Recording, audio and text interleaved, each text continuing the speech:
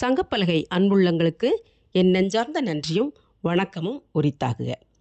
ஒரு மொழியை நாம் அறிந்திருக்கிறோம் என்றால் அதனுடைய அடிப்படை அறிவு அறிந்திருக்க வேண்டியது.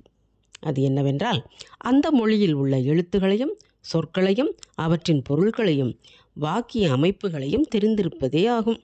அந்த வகையில் 10ஆம் வகுப்பில் நாம் படித்த அடிப்படை இலக்கண அறிவை புதுப்பிப்பதுதான் இந்த காணொலியின் நோக்கம். வாருங்கள் பதிவிற்குள் செல்வோம்.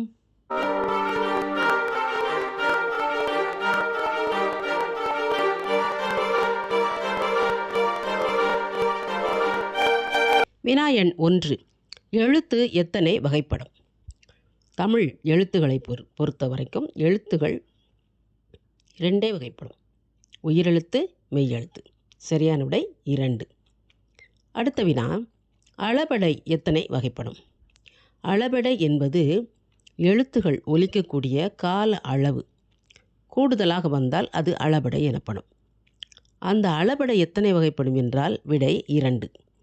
அதாவது உயிரெழுத்துகள் அளபெடுத்து வரும்போது உயிரளபெடை, ஒற்றெழுத்துகள் அளபெடுத்து வரும்போது ஒற்றளபெடை. வினா எண் 3. உயிரளபெடை எத்தனை வகைப்படும்? உயிர் அளபெடுத்து வரும்பொழுது அது எத்தனை வகைப்படும் என்றால் 3. விடை 3.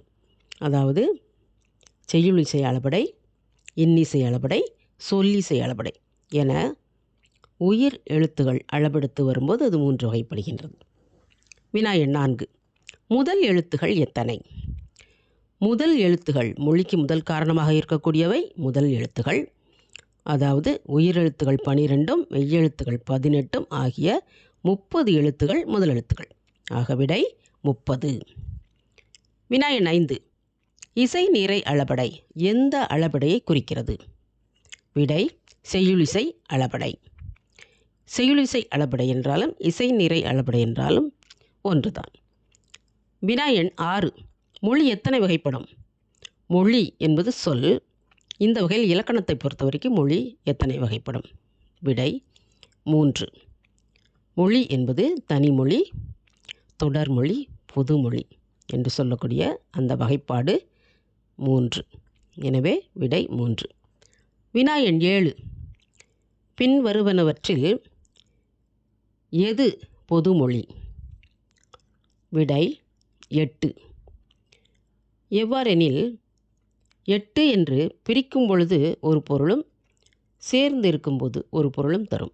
அந்த வகையில் 8 என்பது பிரிந்து எள் கூட்டல் து என்று வருகின்றது. 8 என்பது எண்ணை குறிக்கின்றது. எள் கூட்டல் து என பிரிக்கும் பொழுது வேறு பொருள் தருகின்றது. அதாவது பொதுவாய் அமைவதால் ஒரு சொல்லானது தனியாக நின்று ஒரு பொருளை தருகிறது. அதே சொல் பிரிந்து நின்று வேறு பொருளை தருகிறது. ஆக தனிமொழிக்கும் தொடர்மொழிக்கும் பொதுவாய் அமைகின்றது. எனவே இது பொதுமொழி.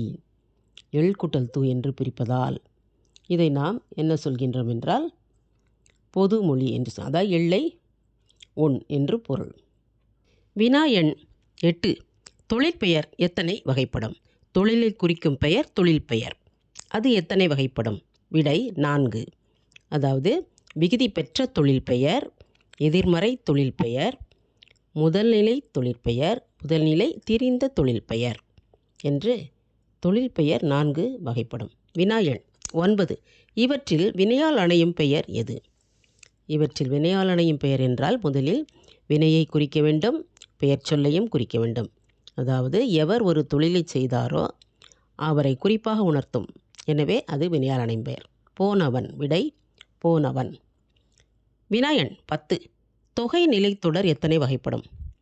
தொகை நிலைத்தொடர் என்று வரும்பொழுது உருபுகள் மறைந்திருக்கும். அது தொகை நிலைத்தொடர். இது 6 வகைப்படும். விடை 6. வினா எண் 11. தமிழ் தொண்டு இதன் இலக்கண குறிப்பு யாது? தமிழ் தொண்டு என்பது 4ஆம் வேற்றுமை உருபும் பயனும் உடன்தொக்க தொகை. தமிழுக்கு தொண்டு செய்தோம். கு என்பது 4ஆம் வேற்றுமை உருபு. அது மறைந்திருந்து வருவதால் அது 4ஆம் வேற்றுமை உருபும் பயனும் உடன்தொக்க தொகை. வினா எண் 12. தொகா நிலைத்தொடர் எத்தனை வகைப்படும்? தொகா நிலைத்தொடர் என்று வரும்பொழுது அது 9 வகைப்படுகின்றது. தொகை நிலைத்தொடர் 6 என்று பார்த்தோம். அந்த 6 என்பது என்றால் என்னவென்று நாம் முதலில் அறிந்து கொள்வது நல்லது. அந்த 6 என்பது வினைத்தொகைகள், அதாவது உருபுகள் மறைந்திருக்கும் என்று சொன்னோம். முதலில் வேற்றுமை தொகை, வேற்றுமை உருபு மறைந்திருந்தால் வினைத்தொகை, அடுத்தது பண்புத்தொகை, அடுத்து உவமைத்தொகை, அடுத்து உம்மைத்தொகை, அடுத்தது அன்மொழித்தொகை. இந்த மாதிரி உருபுகள் மறைந்து நின்று பொருளை தந்தால் அது தொகை நிலைத்தொடர். இப்பொழுது நாம் பார்ப்பது தொகா நிலைத்தொடர். இந்த தொகா நிலைத்தொடர் என்று சொல்லும் பொழுது சொற்கள் இது 9 வகைப்படும். விடை 9. இந்த தொடர்களில் எழுவாய்த் தொடர், விழித்தொடர், வினைமுற்றுத் தொடர், பெயரச்சத் தொடர், வினையச்சத் தொடர், வேற்றுமை தொடர் இந்த மாதிரி வரும். இடைச்சொல் தொடர், உரிச்சொல் தொடர், அடுக்குத் தொடர் இந்த மாதிரி வரும் பொழுது அது தொடர்ந்து வருகின்றது. எனவே அது தொகா நிலைத்தொடர், எந்த உருவும் மறைந்து வருவதில்லை. இது 9. விடை 9 வகைப்படும். வினா எண் 13. இவற்றில் எது கூட்டுநிலை பெயரச்சம்? கூட்டுநிலை பெயரச்சம் என்று வரும்போது விடை கேட்க வேண்டிய பாடல். கேட்க வேண்டிய பாடல். எவ்வாறெனில் ஒன்றுக்கு மேற்பட்ட வினை எச்சங்கள் வரும் ஒரு பெயரை கொண்டு முடியும் பொழுது அது கூட்டுநிலை பெயரச்சம். கேட்க வேண்டிய பாடல். வினா எண் 14. திணை எத்தனை வகைப்படும்? திணை என்பது 2 வகைப்படும். உயர்திணை, அஃறிணை. வினா எண் 15. பால் எத்தனை வகைப்படும்? இலக்கணத்தை பொறுத்த வரைக்கும் பால் 5 வகைப்படும். அதாவது ஆண்பால் ஆணை குறிக்கின்றது, பெண்பால், பலர்பால், ஒன்றன்பால், பலவின்பால் என்று பால் 5 வகைப்படும். வினா எண் 16. உயர்திணைக்குரிய பால் பகுப்புகள் எத்தனை? உயர்திணைக்குரிய பால் பகுப்புகள் 3. விடை 3. அதாவது ஆணை குறித்தால் ஆண்பால், பெண்ணை குறித்தால் பெண்பால், இருவரையும் குறிக்கும்போது பலர்பால். எனவே உயர்திணைக்குரிய பால் பகுப்புகள் 3. வினா எண் 17. அஃறிணைக்குரிய பால் பகுப்புகள் எத்தனை? விடை 2. அஃறிணைக்குரியவை ஒன்றை குறிக்கும் பொழுது ஒன்றன்பால், பலவற்றை குறிக்கும்போது பலவின்பால். எனவே விடை 2. வினா எண் 18. இடம் எத்தனை வகைப்படும்? இடம் என்பது இலக்கணத்தை பொறுத்த வரைக்கும் தன்மை, முன்னிலை, படர்க்கை. தன்னை குறித்தால் தன்மை, முன்னில் இருப்பவரை குறிக்கும் பொழுது முன்னிலை, இரண்டும் அல்லாத ஒரு இடத்தை குறிக்கும் பொழுது அது படர்க்கை. விடை 3.